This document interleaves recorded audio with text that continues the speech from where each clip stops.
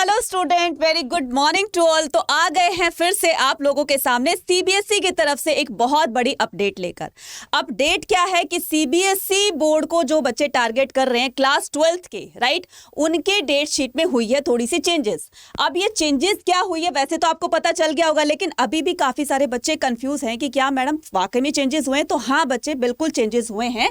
ये देखिए यहाँ पर ये सर्कुलर आया है 30 दिसंबर को, ठीक है। इससे पहले 29 दिसंबर को, इससे ठीक एक दिन पहले जो डेट शीट आई थी उसमें थोड़ा सा चेंज किया गया है। वो चेंज क्या है यहां पर देखिए, ये जो following may be please to be noted, ठीक है। अब ये जो नोट करने वाली बात है वो क्या है कि class 12th date sheet the exam following on 4/2023 have been shifted to 27 March 2023। मतलब कि जो आपका एग्जाम 4 को होना था, अब वो एग्जाम 27 मार्च को होगा, ठीक है। Okay, according to the revised date sheet dated 30th December 2022 of class 12th is annexed herewith. तो ये जो सर्कुलर आया है वो है 30 दिसंबर का, ठीक है। ये अपडेटेड है, चेंजेस होकर आया है ये, ठीक है। ओके, तो क्लास उसके बाद the date sheet of class 10th remain the same. Class 10th वाले बच्चों के लिए कोई चेंजेस नहीं हुए हैं, जैसे उनकी डेट शीट 29 दिसंबर को सीबीएसई की तरफ से रिलीज कर गई थी वैसे ही है, उसमें कोई चेंजेस नहीं है। बस एक छोटा सा चेंज हुआ है कि जो 4th को एग्जाम था वो 27 को होना है, और इसके साथ साथ में all the other information given the circular dated, और जितनी भी इंफॉर्मेशन जो सीबीएसई की तरफ से आई थी स्टूडेंट के लिए जो 29 को रिलीज की गई थी वो एज इट इज रहेंगी, ठीक है। अब यहां पर हम आपको दो डेट शीट दिखाएंगे, ठीक है। एक तो पहले वाली और एक दूसरे वाली, ठीक है। एक 29 को जो रिलीज हुई थी एक वो है, और यहां पर ये जो है वो 30th को जो अपडेटेड जो है ये क्लास 10th की है, जिसमें कोई किसी तरह के कोई चेंजेस नहीं हुए हैं।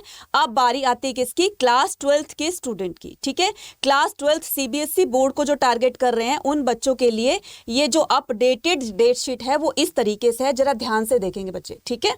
ओके, तो ये देखिए, अब मैं आती हूँ किस पर? 4 मार्च पर, ठीक है। 4 मार्च पर आते हैं हम। तो ये है 27 फेब और ये रहा आपका 4 मार्च। ये देखिए 4 मार्च को आपका किसका एग्जाम था? हिंदुस्तानी वोकल म्यूजिक का, ठीक है। उसको ट्रांसफर कर दिया 27 में, ठीक है। अब देखो यहाँ पर 27 कहाँ पर है? 27 पर आ जाते हैं, तो ये है 27,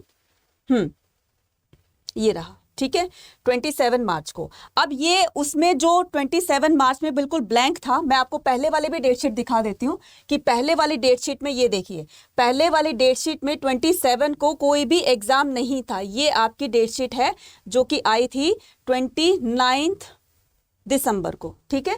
29 दिसंबर को ये डेट शीट आई थी। अब उसके अकॉर्डिंग जो भी हमें बताया गया था कि हमारा एग्जाम जो है वो 4th को होना है, लेकिन 27 को कुछ भी नहीं था, किसी तरह का कोई एग्जाम नहीं था। हम यहां पर देखेंगे 27 को। अब ये 27 मार्च, ये देखिए ये रहा 27 मार्च, और देखिए 25th के बाद मैं इसको मार्क कर देती हूँ, जरा ध्यान से देखना बच्चे, ठीक है। 25 मार्च 2023 को, ठीक है। यहां इसके बाद से सीधा डायरेक्ट किस पर आ गए थे हम? 28 मार्च को। बीच में दैट मीन्स कि 26 और 27 को कोई एग्जाम नहीं था, ठीक है।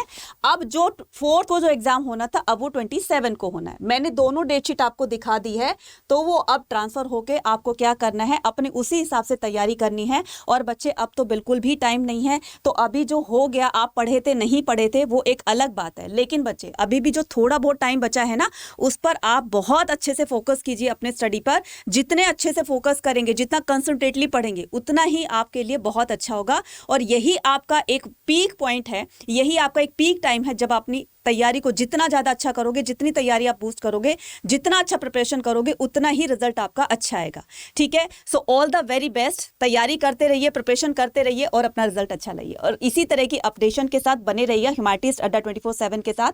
Thank you very much, have a nice day, bye bye.